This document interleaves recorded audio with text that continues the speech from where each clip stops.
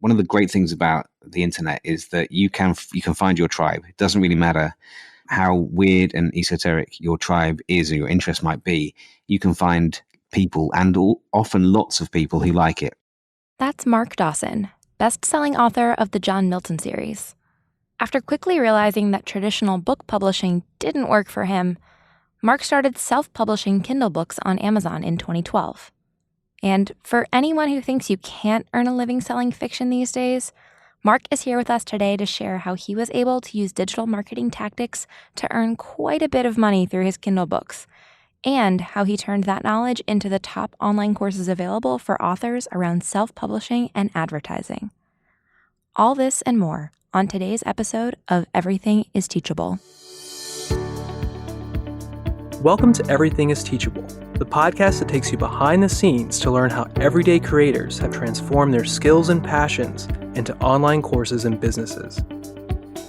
To introduce this week's episode, here's your host, Melissa Guller. Hey everyone, I'm Melissa from Team Teachable.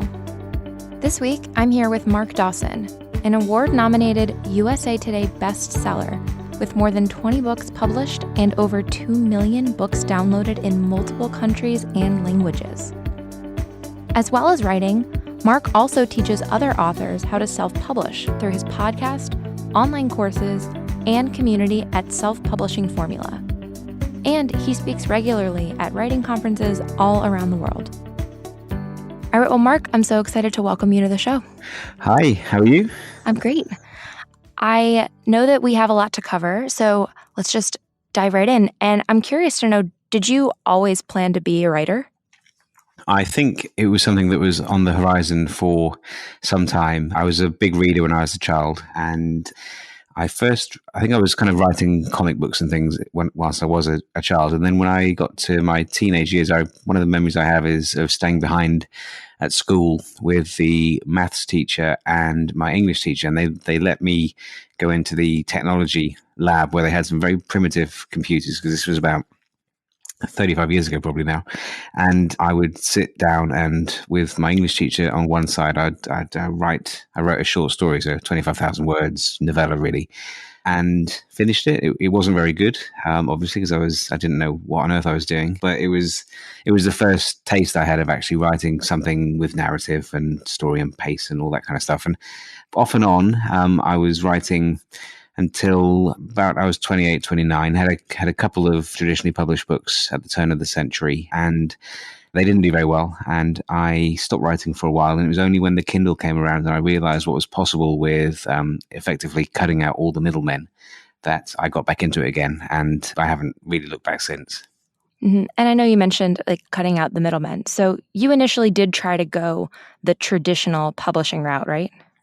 I didn't just try, I did. I had a couple of books published. The first one was called The Art of Falling Apart and was published in 1999, I think. And the second one, I was a lawyer at the time. I was trained as a lawyer and practiced for a while. The second one was called Subpoena Colada, which was kind of a satire on being a lawyer in London at the time. That was published a year or two after that. And it was weird. It was a fun experience. Most of it was fun. I got an agent very easily. And she then sold the book to a big publisher here, again, very easily. And I was expecting both of those things to be hard. The book came out. The process of publishing was fun. I met lots of fun people. The publishers were great. But it was only really when the book came out that I realized that that was the high point. They didn't really do any promotion that I could see. They didn't do any marketing. And I remember going into a bookstore in London near where I worked at a lunch break and saw my books were on the shelves. But the problem was they were on the shelves down by the floor where no one would see them. So I didn't know in those days that shelf space and positioning, and there was all kind of, you buy that, publishers buy that kind of real estate to make sure that their books get seen. My publisher hadn't done that. So I diligently moved those books up, rearranged the shelves, moved my books up to eye level. And then when I came back the next day, they'd been moved back down to the floor again. And that kind of summed it up. They didn't sell very well. My agent dropped me. My publisher dropped me. I couldn't get anywhere after that because both, I had 2 strikes on my record. None of those books did very well. And it was only really when I got back into it and did it myself that things changed around for me. Well, that's frustrating because I think at least kind of the folklore I've heard is that the hardest part is just getting somebody to want your book. Yeah, it was kind of what I was expecting. I think I sent it out to three agents, and two of them wanted to represent it. And then the agent I chose got a deal very quickly, and a good deal. I think I was probably £50,000, so $75,000 probably for two books, which that's not chicken feed. And I kind of thought, they'd invested some money in me, an amount that wasn't trivial, and so I thought that this had to be the start of this amazing new career as a writer that I'd always wanted. And that was, the kind of the come down from that was crushing, because it didn't happen that way. I didn't win any awards. I didn't sell any books. I didn't see anyone buying my books. I didn't see them reading them on the subway. Nothing like that. It was only, as I say, when I took everything under my own control that things changed around. Yes, so let's talk about the good stuff. So a bit later, you mentioned you did move into the world of publishing with Kindle. So how did that feel different from the traditional publishing route? Oh, everything's different, really. I mean, I remember I moved from the law to another job. I was working in Soho in London, a fairly trendy media job. And a colleague and a friend, independently of each other, mentioned to me within the space of 6 months or so that they had published on the Kindle. I didn't even really know what the Kindle was in those days. And I think when I did find out, I thought that this will never catch on. I want to read. I want to hold a book in my hand. I don't want to read it on a device. So these guys were doing well, and so I investigated what they were doing and what that meant for them. And they said, look, we're actually getting paid. We're getting some money, not a huge amount, from Amazon, some money coming from Amazon to them rather than going out from them to Jeff, which was the usual route when I was thinking about my relationship with Amazon in those days. And their experience was positive. They felt that they enjoyed the control that they had. They enjoyed being able to commission a cover and deciding how they wanted to advertise, how they wanted to edit the book. All of that kind of stuff was something that I could see that they found liberating. And so I got back into writing again. And I took a story that I've been thinking of for a while about a serial killer, a real life serial killer who was operating and active in London during the Blitz, so in 41.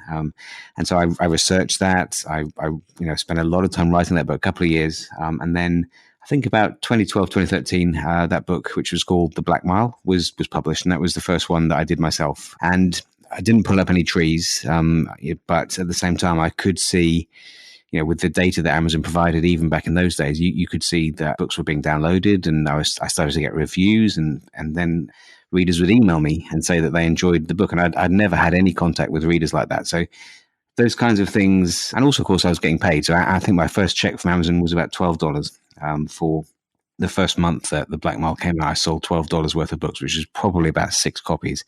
So all of those seeds were planted at around about the same time, and I doubled down. I started to investigate how to do it better. Obviously needed to write more books, but then I learned how to promote myself better online.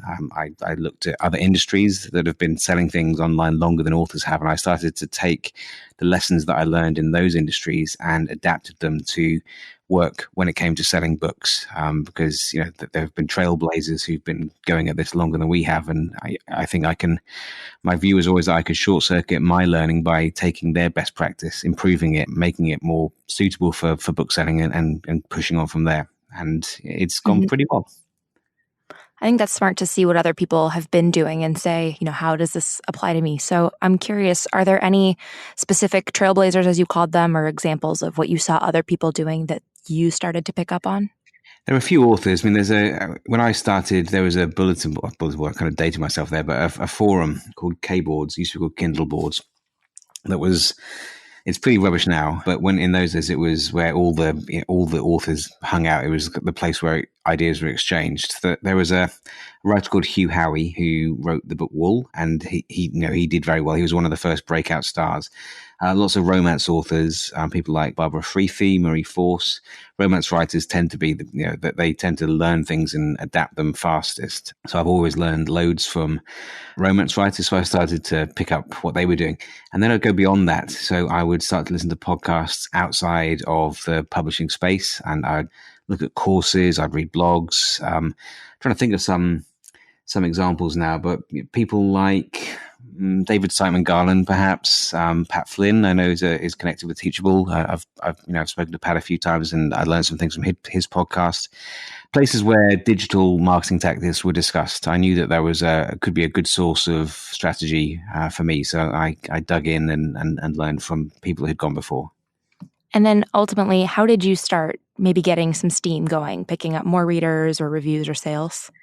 That would be advertising. So, I mean, I was doing pretty well until kind of like 2013, 2014. I got to January 2014 and my wife was on maternity leave and I was still working in London. And in January, I was selling enough books to match my salary working in London. So maybe, £3,000 or £4,000 a month, something like that. And I remember saying to my wife, if I can sustain this for maybe 12 months, then I'll think about quitting and going full time as a writer. And she was actually more bullish than I was. She said, you should do it now. I'm a bit more conservative, so I wanted to make sure that this was something I could sustain. But at the same time, I started to advertise. So I was one of the first authors to use Facebook advertising. I can't think of anyone else actually who was doing it to the level I did before me. So I taught myself how to do it, made lots of mistakes, spent lots of money, or I'm going to say wasted lots of money, but that wouldn't be true. My philosophy is it's okay to make mistakes as long as you learn from them, don't make them twice. So I made lots of mistakes with Facebook ads and I honed my strategy. I learned the platform better, and kind of January, February, I remember, and things are a little different now, there's more competition, but I remember in those days I was spending $100 a day and making 400. And I remember speaking to my accountant and saying, because maths is not my strong point, I wanted to just double check that my numbers were holding up. And he was like, this is like a big ATM. You should probably put more into this. So there were days when I was spending $500, $1,000 and making 4,000 or 5,000 back. It was really remarkable. And that pushed on throughout that year. 2014 was a really good year, and got to November, 20th of November. 2014 was the day that I quit. And I think I was making something like $25,000 a month that month. And by and large, that kind of that graph has continued to tick up. And I make six figures a month now from selling books, which is something that if you'd said to me 10 years ago or 15 years ago when I started writing that was possible, I would have said you were crazy. But it is possible, and I'm probably an outlier, but there are plenty of others who are doing better than me. And more importantly, there are hundreds, thousands even, who are making what you would, life-changing money. So either kind of leaving the job money or paying bills money, filling up the car with gas money, going out for dinner with their wife, their husband, that kind of amount. There are thousands and thousands of authors who have changed their lives in big ways and small ways through the options that Amazon has pioneered. Well, it's interesting to hear you talk about, because it's not just you doing this, it's becoming something that is very possible. But I know at least maybe a myth I grew up hearing is that it wasn't possible, or it was very unlikely to make money as a fiction writer or all kinds of artists. But seems like you and many others have found a way. Yeah, the other thing that I do now is I teach people how to do what I've done. So the self-publishing formula has a number of courses, which of course are hosted on Teachable. And one of them is called 101, which is a foundational course, which takes authors from the moment they finish their books to everything they need to do to get them up onto Amazon and the other retailers. And not just to get them onto those platforms, but to do it in a way that maximizes their chances of success. So we kind of look at that as the launch pad. It's making sure that everything is in place: cover, design, formatting, metadata, blurbs, simple advertising, mailing lists, all that kind of stuff. But it's important. You can't skip any of that. And then the other course we have is called Ads for Authors, which is fairly obvious from its title, is about advertising, digital advertising for authors. And that's what we see as rocket fuel. So you need to get your foundation right, and then you need to get rocket fuel. And the combination of the two can be very powerful. So we've had, how many students have we had now? We must have had over 10,000 students now. And of that number, a lot of them, a significant amount of them are doing well. And also in weird niches. Some of them, one of the great things about the internet is that you can find your tribe. It doesn't really matter how weird and esoteric your tribe is or your interest might be. You can find people, and often lots of people, who like it. So one of my favorite examples of students that we've had is a writer called Octavia Randolph, who writes, I always get this wrong, but it's something like like Scandinavian historical romance. So 200 or 300 years ago, you'd think that would be fairly niche, but the last we spoke to her, she was making like $50,000 a month from what you would consider probably to be a fairly select group of readers. But of course, in reality, with tools like Facebook, using Amazon properly, seeing Amazon as a search engine rather than just a store, by adapting your thinking, you can find your readers and you can find them in a big enough number that they can actually buy enough of your books to make a very significant positive difference on your life.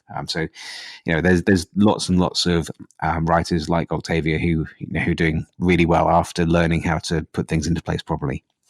Well, as I hear you explain it, it makes sense that digital marketing would be a nice fit for authors because even though your sad books were on the bottom bookshelf, only so many people are in walking or travel distance of that bookstore. But with the internet, I'm sure there are ways where you can really find your tribe or the right people in a much more efficient way. Yeah, and also, I mean, the benefit of the internet and digital products, just in general, doesn't have to be books. It could be anything: music, films, courses, anything at all. You can be a click away from a purchase. So I can, with an Amazon ad, I can serve you an ad, and it can be very, very targeted. So I can make sure that my books are targeted to people who like books like mine or by authors like me. And those readers can buy my books. They see the ad, they click it once, they go to the product page. If they like it, they can buy in 2 clicks. And also I can, the industry that I'm in has very low capital requirements. There's no product to make, really. There's no warehousing, no delivery, nothing like that. So I can afford to price within what you'd consider an impulse bracket. So most of my books will be $3.99, $4.99, $5.99, and that's a pretty sweet spot. Amazon gives you 70% of that. So every time I sell one at $5.99, I'm getting about $4.30, $4.40, something like that, when everything is taken into account. So that's cool. And then with Facebook, Facebook is just obviously is a vast platform. Millions and millions or billions of people on Facebook, and Facebook's targeting the actual ad platform itself is very, very well developed. Targeting is insane. Obviously, it's got Facebook into hot water over the last couple of years with just how much data they have.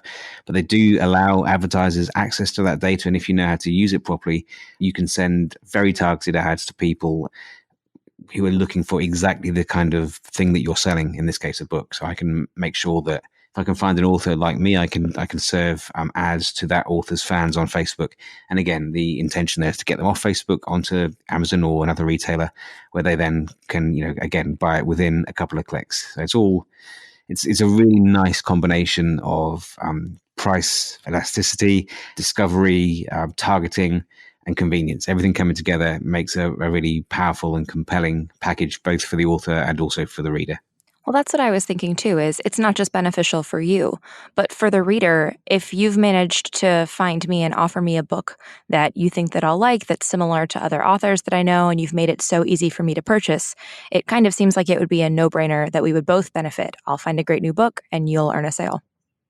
Yeah, that's the plan. I mean, the key thing, we can talk about marketing and the tactics and the strategies that we use, but the key thing for me is writing great books that appropriate readers will enjoy, because you can be an absolute ninja at digital marketing, but I'm pretty good at it. I can sell, I think, most things once, but if I sell you my book and you don't enjoy it, doesn't matter how good I am as a marketer, you will never buy another book by me again. So the main thing is always to provide an experience that's enjoyable. And of course, it's not just, we can say it's $4.99 or $5.99, which is true, which is not much. It's, a couple of Starbucks coffees, maybe even one Starbucks coffee, depending on where you buy your coffee from.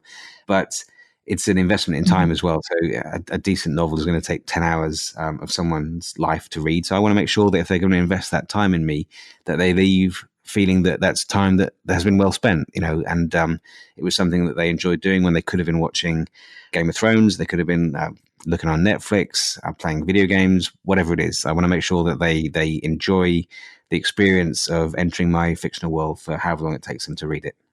I think that's great advice for any listener, really, anyone who creates anything, whether it's a book or art or music or something that other people enjoy. Like, of course, you need an audience. Of course, you need somebody to listen or to enjoy what you've been working on. But ultimately, that should bring them some kind of joy or emotion, and it should be great content. before you just go out and market kind of a blank cover. Yeah, absolutely. And I mean, that's something that that's something that I feel very strongly, and you'll see that in our courses as well. So the actual, I don't necessarily just want to teach. I mean, obviously that's the main thing. I want people to go away with something that is valuable and can be something that can make them a lot of money. But at the same time, I want them to enjoy the experience as well. So the guys I work with on the teaching side they had a video production company, and between their knowledge and experience and the fact that I'm quite a hard taskmaster with very high standards, between all of those things coming together, the content that we put out, we are pretty confident is the best in the business. To the extent that if we're doing testimonial videos, James and John, who I work with, will fly around the world to meet the students and then film them in their houses. So they've just come back from, I think, Rochester they went to. James has been in Barcelona. We're going up to Scotland soon, Las Vegas later in the year. So we will actually go to people's houses and record them. And the production values are pretty high. We've got a podcast that goes out on Fridays. It's a video podcast, so it's a self-publishing show. And again, we spend quite a lot of money to make sure that can compete with anything else that listeners might choose to listen to, not just in our space, but in any space. So, we have we commissioned animation for the intro. We've got, now your American audience will probably won't know who this is, but there's a guy called Huey Morgan who was in a band called the Fun Loving Criminals from the 90s. He's from Brooklyn, but no one in Brooklyn knows him. He's quite big in the UK. He's got a very distinctive Brooklyn drawl. So we got him to do the voiceover. It's professionally edited. Everything is as good as we can make it. And that's something that that's free. We the podcast is not charged. It's a free podcast, but that ethos of wanting to provide an experience that, in this case, students can enjoy is something that runs through everything that we do, and on both sides of my businesses. Yeah, it's very clear to me that you guys really care deeply about the quality and the presentation of your work. So I do hope that people will check it out, and we'll put links to everything in our show notes. But what I'm curious about too is, was it always this way? I know you mentioned that you've spent quite a bit of money on this production value, but what did your very first course look like? Was it this heavily produced already? No, probably not. We bootstrapped it to start with. So I was doing pretty well. So I think to start with, we probably spent £10,000 or something, $15,000, something like that, to actually get things started. Maybe most of that was advertising. So we used Facebook ads to find our tribe of writers. But in those days, everything was in-house. So John is quite good at design. So he put together some PowerPoint slides. I bought a decent-ish microphone, and we use ScreenFlow. So it's all pretty simple. Now, most of that is still the same. So I still have the same microphone. It's a Rode NT USB, which is what I'm speaking to you now on, although I've got 3 of them all around the various offices I work in now. We still use ScreenFlow, still a great piece of screen capture software. But the design now, we have a designer. So John doesn't do that anymore. We've actually got a design expert, branding expert, who a couple of years ago did a rebrand for us, which was quite expensive, but at the same time, we think it was important. So we've got something that is consistent across the website, on the course, the podcast, the YouTube channel, our emails. Everything is branded. It looks the same, so people know when there's an email from us, that they know exactly what they should expect. But that's kind of gravy. You don't need to start that way. You can. I think our first launch actually on Teachable, we did something like $220,000 in 2 weeks in a closed launch, and that was with those fairly basic slides. Me just kind of talking into the microphone with some PowerPoint slides, and then doing some kind of over-the-shoulder screen grabs and screen flows when I was on the Facebook platform, actually setting ads up and explaining how things worked. So yeah, you don't need to spend a fortune to get started. In fact, I would recommend that listeners who are thinking about doing a course start in a way that is not going to risk them losing their shirt. Hopefully, they'll make a bit of money, and then the best advice is to reinvest that money back into the business, making your product better. Perhaps finding more potential students through better advertising, and then just rinse and repeat. That's what we've done. Mm-hmm. So what maybe have you learned over time? What are some things that surprised you as you were developing your online course business, things that maybe aren't intuitive for people just getting into it? I can't think of anything, to be honest. I mean, it's been pretty easy. I don't know why that is. I mean, I think in some ways there's It's a digital product, so I'm quite seasoned when it comes to selling digital products. The only difference, the main difference really, is that the course is a lot more expensive than a book, as you'd expect. There's, it's a lot more money to buy a course. But then on the other hand, it's 40 hours of education, and the intention at the end of it is that you make that money back very quickly. And most, if not most, then a good percentage of people who follow the course properly and then put it into practice will find that they make their money back, and hopefully that's the start of their career as indie authors. But I don't think I made too many mistakes with this particular business. I think that's just because I made lots of mistakes when I was learning how to sell things online originally. We've had some staffing issues. We had one virtual assistant who screwed us over. So that was very, very disappointing. And again, this is kind of like a first world problem. Most people are not going to be having staff when they start out. We do have, there's probably about 10 people around the world who work for us now. And that eventually you're going to run into a bad egg. And she, unfortunately, was a very bad egg. And we actually had, we looked at legal action. It was messy, but that's one of those things. You run a business, you're going to run into that kind of stuff. So, it's water off a duck's back at the end of the day. But yeah, I can't think of any kind of serious errors that we could have avoided. That kind of thing is just par for the course. You're going to run into that now and again. Yeah, you made a great point too, that you had already worked out some kinks with figuring out the Facebook advertising and the marketing as an author yourself. So you had really grown that skill set of how do I find people in the right way for what I'm selling? Probably a natural fit then moving into selling online courses. So, I mean, it may have been easy for you. This happens to be a skill that you had been honing over time. So if it doesn't feel easy to some people, I would say, don't feel discouraged. This is something you've spent now years getting into and now teaching other people how to do. So what I do love about what you teach is that it's very formulaic. Like once you really start to get into digital marketing, there's a lot of it that is strategy and not gambling. And then it becomes, I think, less daunting once you know how all the tools work.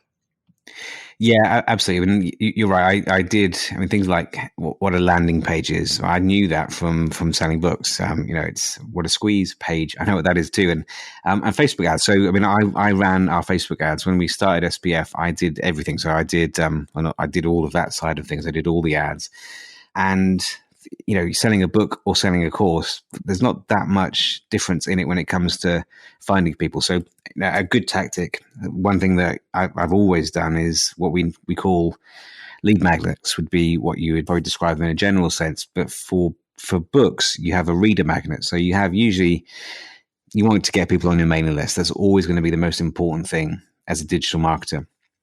Doesn't matter what you're selling. A mailing list will always be better than a Facebook ad or anything else. It's going to be your most important asset.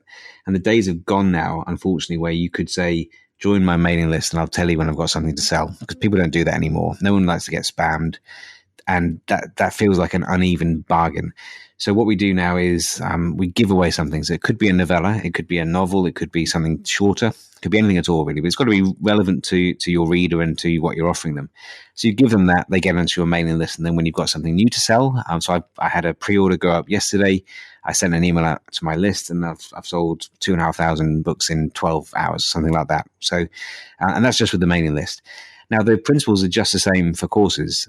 If you've got a course on yoga, it's unlikely that you'll be able to get enough people to join your list if you just say, I've got a course coming out on yoga. Would you like to join the list so I can tell you when it's ready? There's lots of competition in yoga courses. People don't like giving out their email addresses for anything or for nothing really. So you're going to have to sweeten it a little bit. So you've got to think outside the box. What could you offer someone that's cheap for you to put together, maybe even free for you to put together, but carries a lot of value for people who are interested in yoga? So you advertise that with Facebook. You perhaps write a short book, put that up on Amazon, and at the end of the book, there's an offer to get something else if they sign up for your mailing list. So it's always about building that list. And then when you have a book to sell or you have a course that's ready to sell, then you have a natural market to make that offer to. The alternative is, well, with books at least, is to put a book up on Amazon. 7 million books on the Kindle store now, and you're just basically kind of crossing your fingers that enough people will find it. And spoiler alert, that doesn't work anymore. And similar for courses. In some ways, even worse for courses, because you don't have a platform like Amazon which can algorithmically market a book. You can't really do that for courses. Much as I love Teachable, you haven't cornered that particular part of the market yet. So you've got to be more proactive and find your tribe, and getting people onto your mailing list will be the best thing that you can do to get that done. Yeah, that's great advice. And I think what's harder about digital marketing is that you don't get to see the real people and the faces behind those email subscribers. But when you give something away for free, it's kind of a way of building trust with them and saying, here, try this out. This is something that I think you will value. And then in time, they'll know and like you because of those free things. And eventually, hopefully, they will want to buy from you. Yeah, exactly. I mean, and a podcast is great for that. I mean, one of the reasons we spend, our podcast production values are pretty high. We probably spend 50 grand a year on the podcast. And the reason we go to that expense, and also time, it takes a lot of time for us to put it together every week, is because we know we survey our readers, our students all the time. And we know that the great majority, in terms of, if we ask the question, when did you decide to buy one of the SPF courses? The majority of respondents came back and said it was the podcast, because I listen to James and Mark every week. We're pretty, we're relaxed. It's not formal. I'll take the piss out of James. He'll take the piss out of me. We're good friends, and we want people to feel that they know us. And although you say we won't know them behind their email addresses, that's true to an extent, but you can ameliorate that a little bit by being a normal person.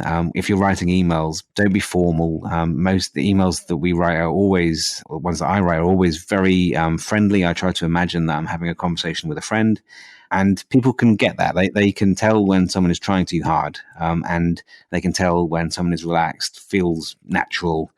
And that's kind of one of my main ethoses is to make sure that people feel that I'm approachable, both in terms of the writing side of things and the course side of things as well, because those principles apply equally.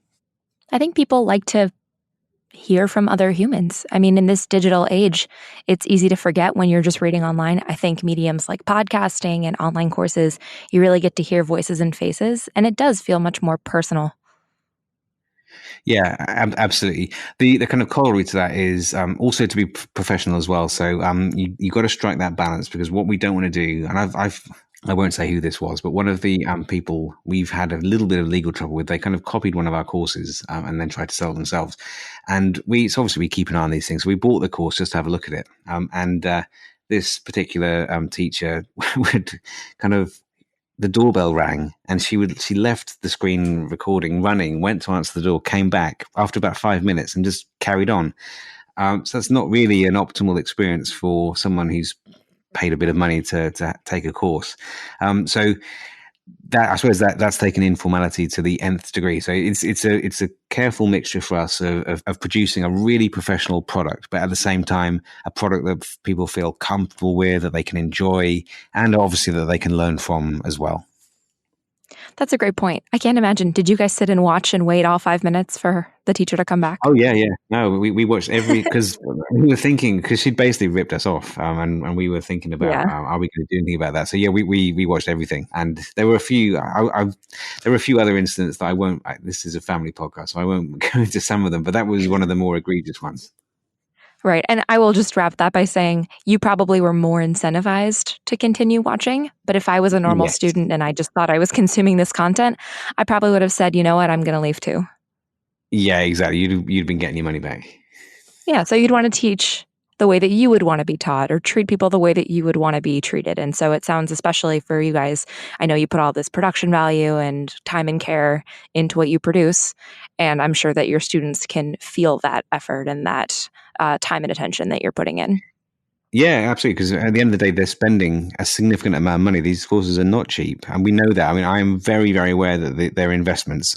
Often, some people will drop the money for a course and it's nothing, and that's fine. But we get emails all the time from people saying, "Look, we just closed the launch about a month ago, and we had I always say, if you want to ask me a question about whether the course is suitable for you, you will get an honest answer."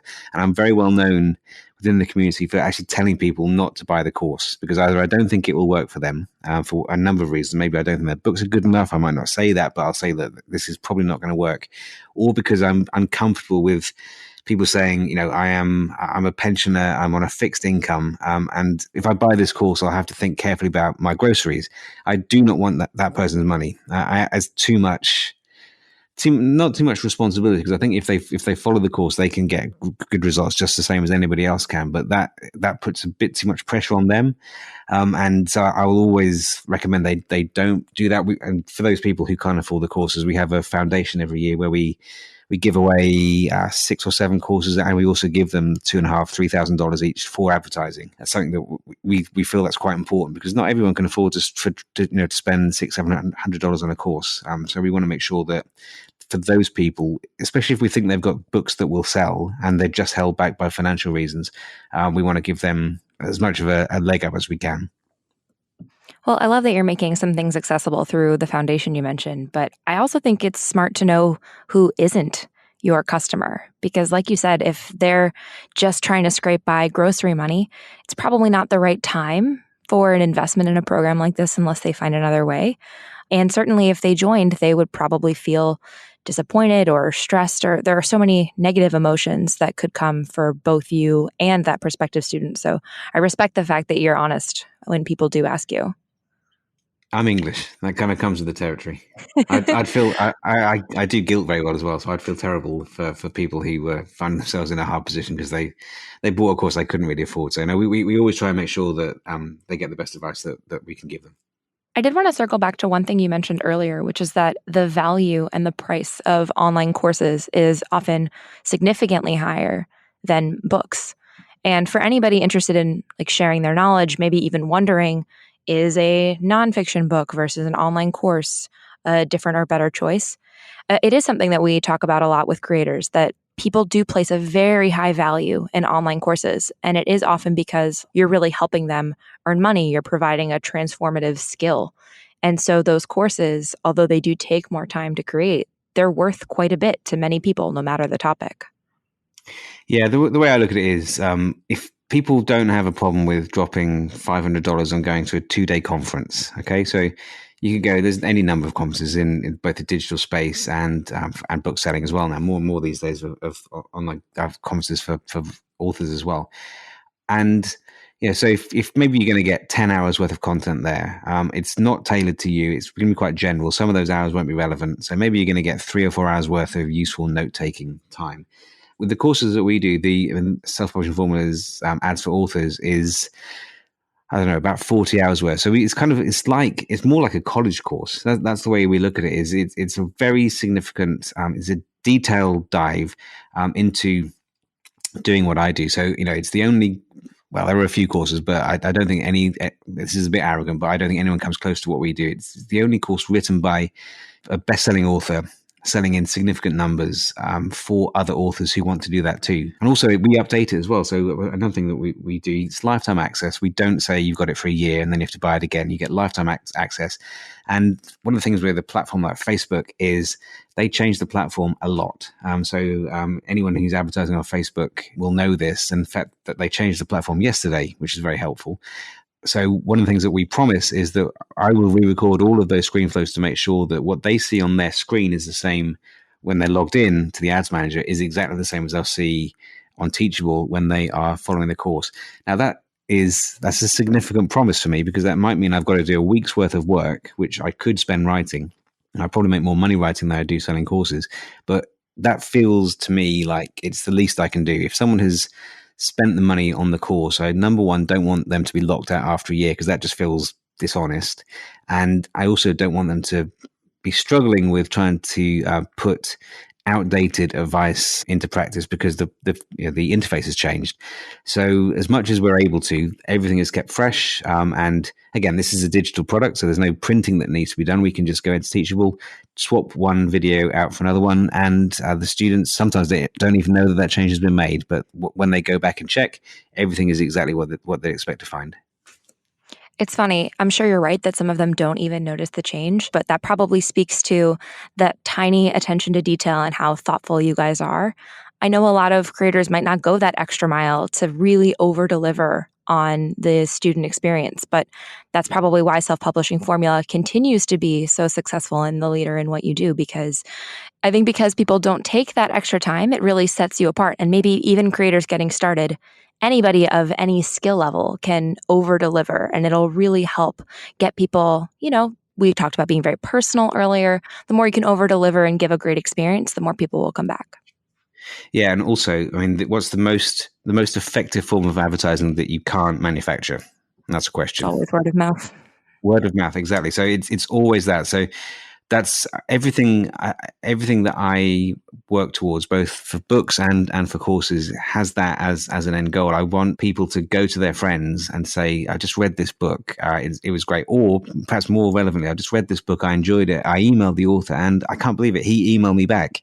I always email readers back, and I get sometimes 10 or 20 emails a day from readers now. I always try to email back myself, and that is something that is equally applicable to courses. So I want them to go to their friends and say, well, an example, right? So when we did the course originally, it was called Facebook Ads for Authors. So I've kind of cornered the market in descriptive course titles, but that was all it was. It was about a 10-hour course on using Facebook ads as an author.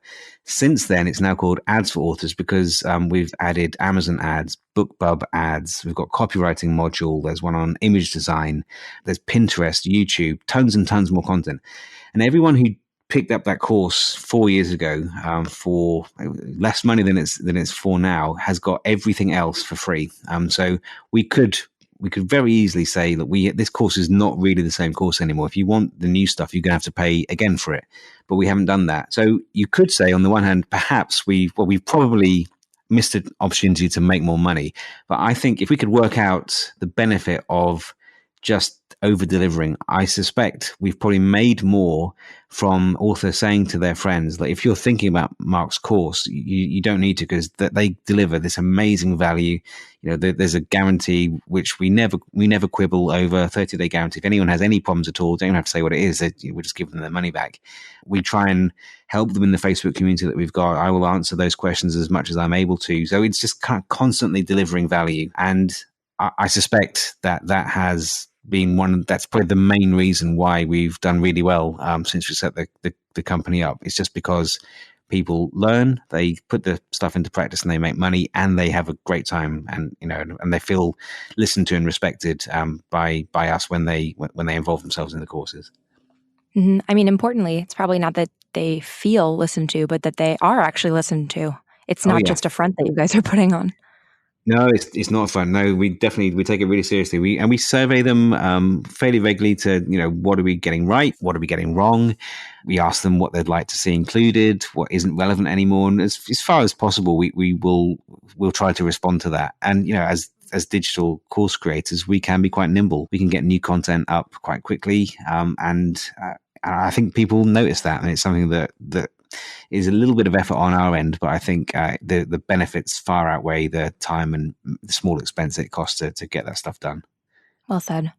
Well, before we go, I'm curious, what's next for you? What are you thinking about for the upcoming months or even into the next couple of years? So, well, on the nonfiction side, we've got two kind of main, what we call flagship courses, 101 and Ads for Authors. We are adding some new stuff now. We've got a cover design course, which is very, very popular with my designer. He's done covers for Stephen King, John le Carré, Tolkien, and me, which is a bit odd. But Stuart's done a really great course on simple cover design using Photoshop and Canva and tools like that. So that's done very well. We've got a craft course coming up soon called, I don't think we've decided what we're going to call it yet, but a very well-known best-selling author has put a craft course together on how to effectively reverse engineer a bestseller. So what you need to think about in terms of marketing, almost before you write the book, what you need to be thinking about to maximize the chances of writing something that might hit the zeitgeist. So that's coming out soon. We've got, what else are we doing? We've got a course on editing. So we're basically, the bottom line is we're adding content all the time. So we've got something on business coming up that we, kind of taxation, tax advice, business advice, setting yourself up, treating it professionally for US and UK authors. So we're constantly looking to add stuff. And I mean, apart from that, we're always looking to build our audience. So, we're running the Facebook ads, we're doing the podcast. We're thinking about doing a live event next year. That's quite vogue at the moment, but no one is really doing it over here.